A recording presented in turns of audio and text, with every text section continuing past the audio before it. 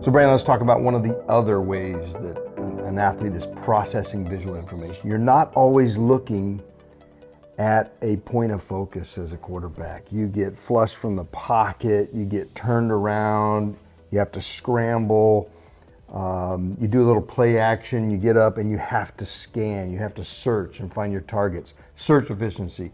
Talk to us a little bit about the science underlying search efficiency, why it's important for a quarterback.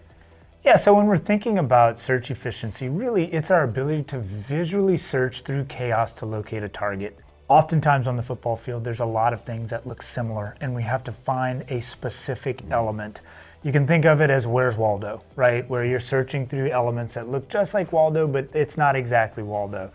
That's what happens with quarterbacks on the football field. As you pointed out, this gets worse when we get turned around or there's play action. We take our visual attention off of our target.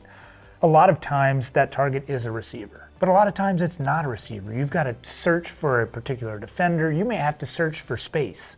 So we have to practice that. And the ability to filter through all of this visual chaos, it depends on the individual. Some individuals are very good at searching and locating a target through visual chaos, and others, that chaos becomes such a potent distractor that it takes our focus away for just a split second for where we're supposed to be looking. And I know that the game is becoming sometimes a scripted sort of game where we know where we're supposed to look.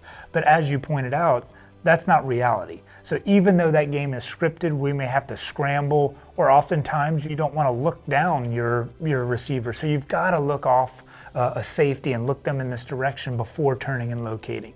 So being efficient at this just makes life a lot easier when we're scrambling and trying to locate a target. Yeah, and like you said, it's not always the more extreme situations where you get turned around or have to scramble. You know, receivers can get bumped off their routes. Yep.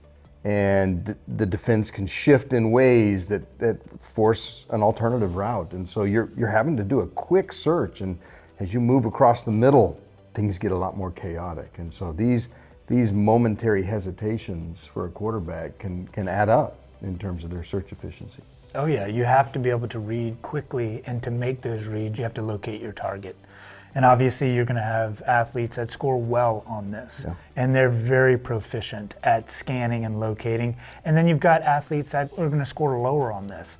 And the visual chaos of the field can become problematic, and the speed at which they go through their reads when they have to locate that read can be a tick slower. Yeah, so those athletes, those quarterbacks that can scan fast, they're the ones that are just able to scan and shine their spotlight through the chaos very quickly and locate a target versus a slower, more deliberate, getting hung up once in a while kind of scan. That's right.